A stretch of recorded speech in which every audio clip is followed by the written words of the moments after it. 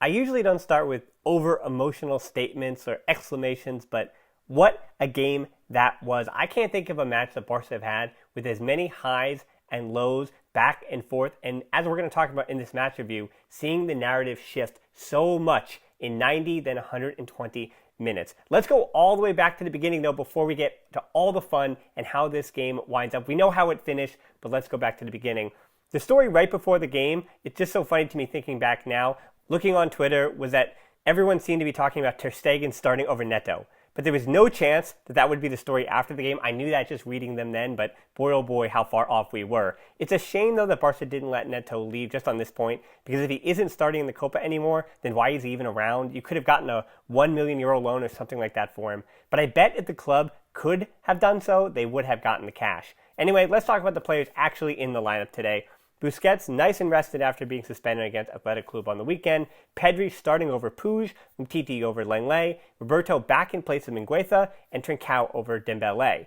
As I spoke about on this week's podcast, I felt like going into this match at least that Umtiti over Lenglet fit the current best starting 11, including the form that Umtiti had been in, now starting in his second straight match. So Trincao, the only real non-Gala 11 player in there. Dembele, who's been playing consistently and is staying healthy, got the rest over Trincao, and so Trincao gets another opportunity to prove himself.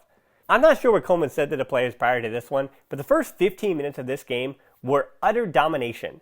I know there was no goal scored by Barca, but Granada didn't sniff the ball. I thought starting Roberto Soldado over Luis Suarez completely baffled me, honestly, but maybe this means that Koeman prioritized this match more than Diego Martinez did, at least at the start. Now, we know that Barca could have been up 3-0 in the first 15 minutes with great chances from Araujo, Trincao, and Griezmann, all on target and all last-ditch defending, and we're going to see plenty more of that.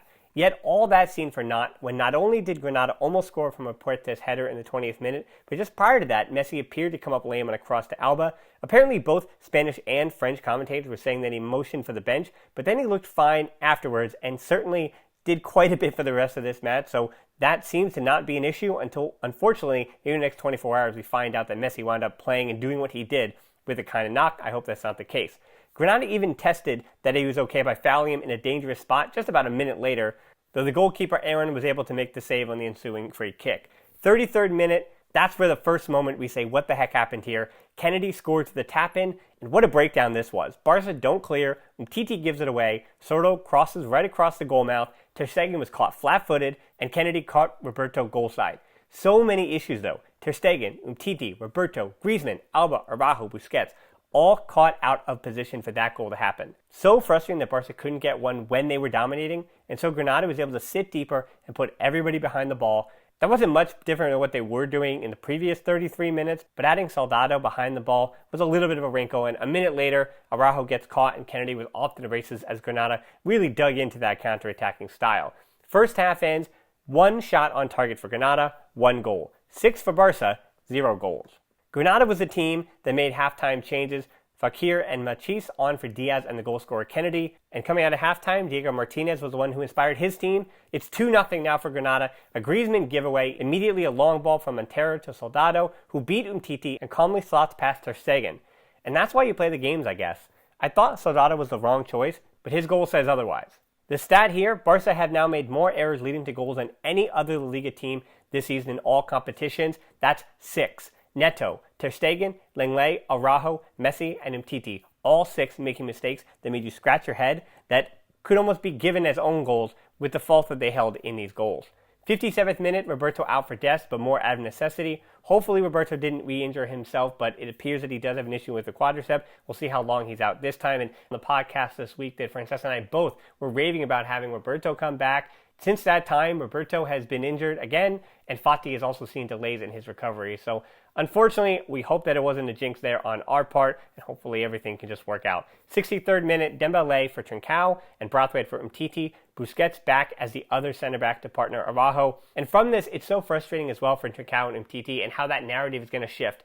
People may forget how Trincao and Umtiti were in this match, as in really, really good in the first 25 to 30 minutes of the match, and then deserving to come off in the 63rd for both of them. Trincao, for starting so bright, wound up messing up his positioning, kind of fell out of the game completely, and then Umtiti, for all he was doing, playing the ball well, and being such a safety valve, for the Barcelona attack, the mistakes he made defensively, my goodness, they could have cost Barcelona the match. So it's interesting to see how the pendulum is going to swing on the narrative here, because they almost reversed all the good fortune that they had bought up. I also have to mention, too, at this point, I'm thinking that Griezmann's first touch, with the mess that it was today, he had a terrible match. If I had to give Griezmann at that point 1 to 10, you'd put him at a 4 or a 3. Yes, he was okay in the first 25, 30 minutes, but his first touch was so much that Barca were paying for his mistakes. 76th minute, Puig on for Busquets. De Jong comes back now in a 4-1-4-1. Pedri's technically the pivot at this point, but De Jong pushes forward aplenty, so it wasn't exactly, obviously, a 4-1-4-1. At this point in the match, it's 18 corners to 0. The chances were there. You saw them. Araujo having chances, Messi a few, Griezmann a few, including a bicycle kick attempt. But what a day for Aaron, the goalkeeper. It looked like another time when a goalkeeper was standing on their head and Barcelona couldn't break through.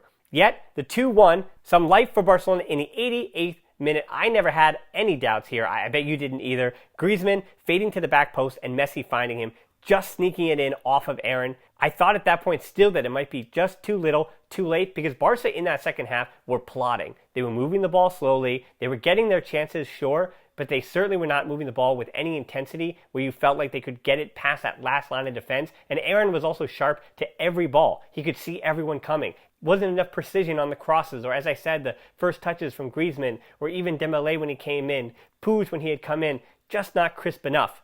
But yet, 90th minute, Messi hitting the post, Braithwaite wide on a header. We once again thought that too little, too late. And a shame at that moment, because Barca had won 8 of the last 9 matches, the only loss being against Athletic in another match to deny them a trophy. So all of that was culminating in this moment where it felt like Barcelona were going to reverse the narrative once more and say that this is a team that just isn't ready to win trophies. And as I talked before about the Trincao, Umtiti narrative, those are the negative things we're saying. Those are the negative things we're reaffirming to ourselves because it feels like there's another loss coming.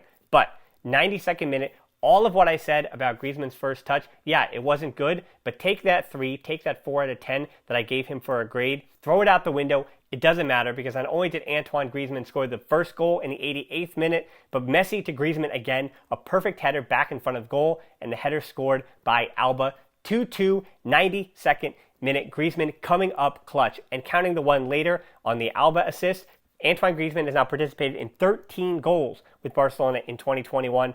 6 goals, 7 assists in his last 9 games, more than any other player in the Liga since the start of 2021, which is only about 4 weeks and change. Also, a goal and assist here in the last minutes, and he wasn't done, as we talk more about what he's about to do in extra time as well. 94th minute, though, all of what I just meant, all of what we talked about that comeback could have been for naught. Luis Suarez wide of Ter Stegen's goal.